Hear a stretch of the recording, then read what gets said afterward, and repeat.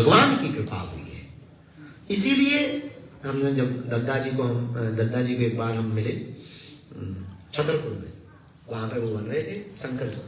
बहुत अब हमें एक बार बहुत बरसात हो गई थी, ये सन याद नहीं है, बाबूराम चतुर्वेदी स्टेडियम में बहुत बरसात हुई, तब हम मिले थे। हम गए, रात्रि काल हमें याद है, उसमें यादव जी भी आए थे। तो एक पंडित जी है प्रदीप मिश्रा जी, नोएडा वाले, वो आए हुए थे। तो गए, बड़ी अद्भुत बात बोल रहे थे। उस वक्त की हमें ध्यान है, तब उन्होंने कहा था कि संतों का मिलना बसंत का मिलना है। जैसे मौसम का प्रेमी बसंत का इंतजार करता है, और बसंत आ जाए। बसंत का मतलब क्या है? बाहर। ठीक है, बाहर तो अच्छा है डॉक्टर। एक और है, बसंत में एक और खासियत होती है, न ठंडी न गर्मी, समअवस्था, न ठंडी न गर्मी, न दिन में ठंडी न रात में गर्मी, न रात में गर्मी न दिन में ठंडी, समअवस्था को कहते बसंत। ऐसे ही संत होते हैं, जिनके जीवन में संत आ जाते हैं, उनकी जिंदगी बैलेंस हो जाती है। समअवस्था का मतलब है बैलेंस, समयोचित जीवन चलना, न दुख में है न सुख में। और इसका सूत्र संत ही दे सकते हैं। इसका सरल सा सूत्र ये है, दुख आए तो घबराओ मत, सुख आए तो इतराओ मत। दुख आए तो घबराओ मत, और सुख आए तो इतराओ मत। दोनों को स्वीकार करते चले जाओ, यही मोक्ष है, यही मुक्ति है, यही साधन है। हमारे दादा गुरु जी से हमने बहुत पहले सुना था, अटपट लीला राम की झटपट समझ न आए, जो मन की खटपट मिटे सो चटपट तरस हो जाए। तो संतों का जीवन में आना, यूं मान के चलिए कि आपकी जिंदगी बसंत होने वाली। बसंत तभी होगी जब आप उसके लिए तैयार। जो अपने लिए जिए वो है दानव, जो अपने साथ साथ दूसरों के लिए जिए वो है मानव, लेकिन जो हमेशा सबके लिए जिए वो है महात्मा। अगर महात्मा की कोई परिभाषा पूछे तो यही सर्वोत्तम परिभाषा है, केवल अपने लिए जीने वाला दानव। दानव ही चाहत के सब मान, लेकिन हमारे साथ साथ सबका हित हो गए, पड़ोसी का हित हो गए, भाई का हित हो गए, मौसी का हित हो गए, बुआ का हित हो गए, मित्र का हित, ये जो मानव था। लेकिन केवल विश्व का हित हो गए, ऐसा कोई दिन रात सोचे, बस उसी को महात्मा कहा जाता है। तो संत जो होते हैं उनकी एक पर्सनल जिंदगी नहीं होती, दूसरों के लिए जीते हैं। दूसरों के लिए जीने वाले को ही हम लोग संतों का दर्जा देते हैं। ऐसे संत जब किसी की जिंदगी में आते हैं तो उनकी जिंदगी बसंत बन जाती है। तो भैया के जीवन में, चाहे वो जगत गुरु भगवान का आना हो, चित्रकूट वाले, सबसे ज्यादा टाइम जिनके सन्निकट रहे गोलोकवासी परम पूज्य श्री दद्दा जी महाराज जी, या फिर अवधेशानंद जी, और भी जितने संत हैं। अच्छा, ये खासियत बड़ी अद्भुत होती है, जो बड़े लोग होते हैं, जिस भी संत को मिलोगे और आप कहोगे कि श्री संजय पाठक जी के बारे में बताओ, तो वो ये कहेंगे हम आए हैं। और अलग अलग आप इंटरव्यू लो तो सब अपने ही अधिकार जमाए।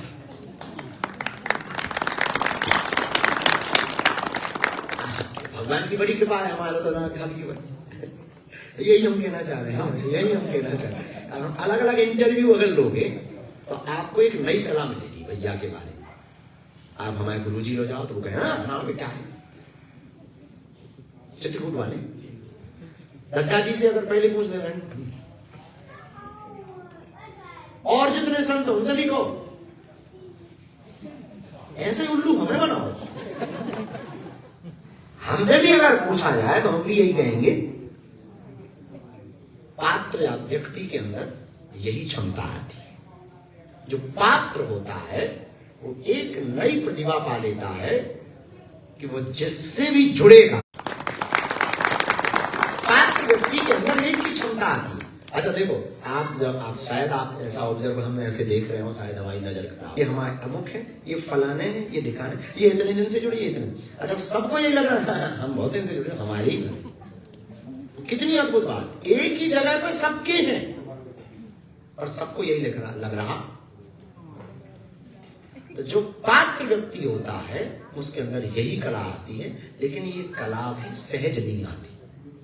आदमी 2-3 रिश्ते बना जल्दी से, चाहे वो कोई भी महापुरुष हो, पूज्य रविशंकर जी, श्री श्री जी महाराज जी हो, अवधेशानंद वाले पूज्य जी हो, जूना पीठ वाले पूज्य महाराज जी हो, पूज्य तुलसी पीठ वाले पूज्य पाद जगत गुरु भगवान। हमें याद है हिंदू एकता महाकुंभ में मंच पर गुरुदेव भगवान ने, हाँ फोड़ दे बेटा फोड़ दे, तो मकान लो फोड़ दे, अपने बाप को कहा जा फोड़ बेटा, कहाँ से मारे फोड़ रहे सब जाए वहां देखने देखे ही तो बता दें फूटो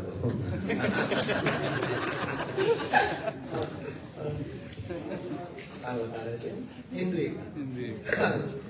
हिंदू एकता महाकुंभ में गुरु जी जगत गुरु भगवान, हमें याद है मंच पे थे, आता गुरु जी ने हमारे आपके लिए कि हमारे जो तुलसी पीठ के उत्तराधिकारी युवराज जी हैं, उनका नाम लेकर, आपका नाम लेकर के पूज्य गुरुदेव भगवान ने कहा था ये दोनों हमारी आंखें हैं। हमको याद है, जय भैया के लिए और संजय भैया के लिए, तो हमें एक नई आश्चर्य लगी, शायद किसी ने ऐसा ना समझा हो। गुरुदेव भगवान झूठ तो बोल नहीं सकते, महापुरुष है, अवतारी महात्मा है, उनकी तो वाणी स्वसिद्ध है, उनकी वाणी ही वेद है। हमें कहा कितनी अद्भुत बात बोली, एक आंख जय भैया है तो दूसरी आंख संजय है, और एक महाभारत के संजय थे जिनके पास दिव्य दृष्टि थी, और एक ये संजय। और गुरुजी ने दोनों को, अच्छा दोनों में जय जी, हमारे गुरु भाई में भी जय और आप में भी नाम में जय। जय का मतलब जय जय, तो दो जय जय जोड़े तब जय जय हुई।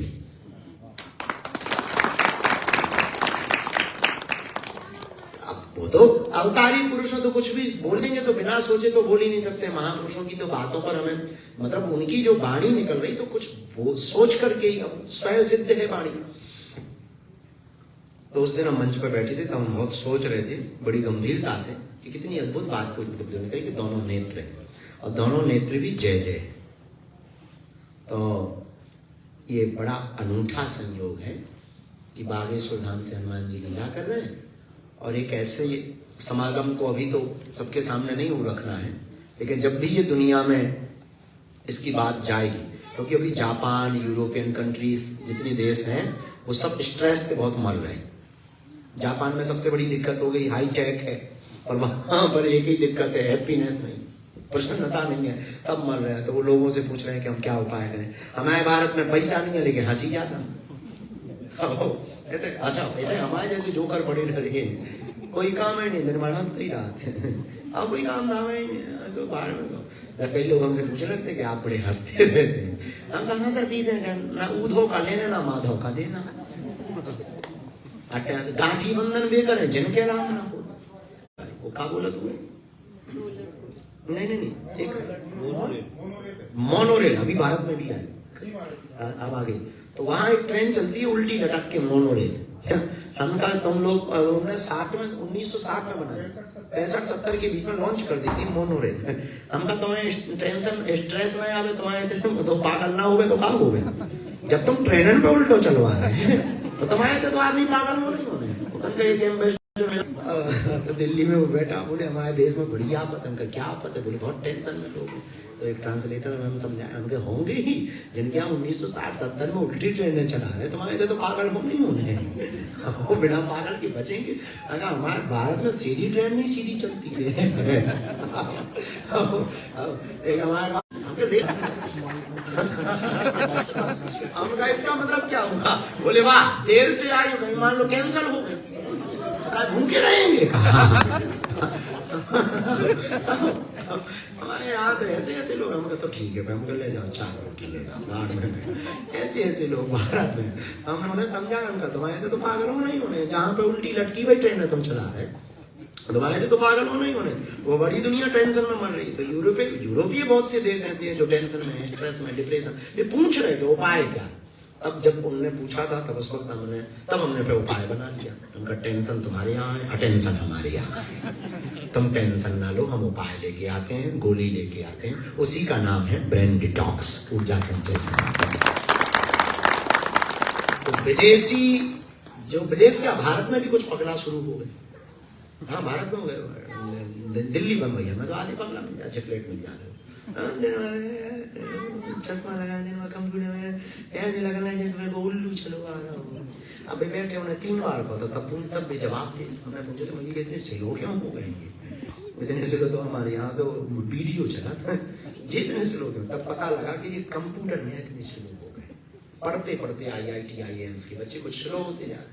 हमका टेंशन ना लो, हम इन लोगों के पीछे या भूत लगाने की कला दे के आएंगे। अच्छा, उन्हें ध्यान बताओ, पूजा पाठ हवन बताओ तो वो नास्तिक करने लगे, वो अंधविश्वासी करने लगते हैं, जादूगरी है वो, नहीं सब तंत्र मंत्र दुनियादार। हम भी इतने होशियार निकले, उनको उन्हीं की भाषा में समझाएंगे। एक गांव में चौबे जी थे, तो उनसे कोई कहे चौबे जी, तो वो कहते थे हाँ जी, और कोई कहे चौबे, तो वो कहते थे हाँ बे। जो जैसा पूछता था वो वैसे जवाब देते थे। कोई कहे चौबे जी, बड़ी प्यार से हाँ जी, और कोई कहे चौबे, तो वे कहते हाँ बे। तो हम भी ऐसे होशियार निकले, बाहर में गया तो टेंशन है, अपने पास व्यवस्था है। तो अपन ने फिर जो है, अच्छा उन्हें बताओ थे कि हवन करो, ध्यान करो, हनुमान जी की भक्ति करो, तो वो पालन करते। अपन ने भी अंग्रेजी सीखे, हम ब्रेन डिटॉक्स कराएंगे। हम आपको ब्रेन डिटॉक्स है तो अध्यात्म ही, लेकिन जो पद्धति है वो बड़ी वैज्ञानिक पद्धति है, बहुत ही अद्भुत पद्धति है। जिनको IQ लेवल हाई करना हो, पढ़े लिखे लोगों को ये बातें ज्यादा समझ आती हैं। जिनको अपन तो नहीं पढ़े लिखे, तो अपना नहीं आती समझ, और अपन करवा देते हैं, अपना नहीं समझ में आती, पर इसका मतलब ये थोड़ी कि अपन कर। जिनको IQ लेवल हाई करना हो, थोड़ा सा अद्भुत जीवन जीना हो, हैप्पीनेस नहीं है, प्रसन्नता नहीं है, उनके लिए ये पद्धति 3 दिन का समागम है।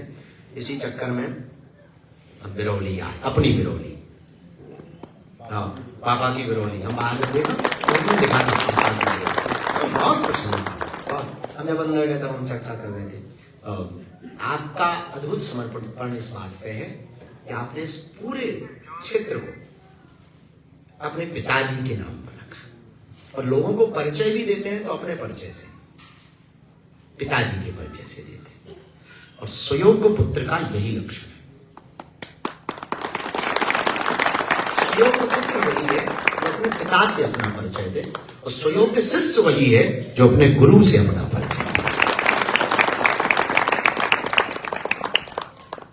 सुयोग्यता, योग्यता जिसके अंदर होती है वो ऐसी ही होती है कि जो अपनी छाप छोड़ने की बजाय शिष्य अपने गुरु की छाप, पुत्र अपने पिता।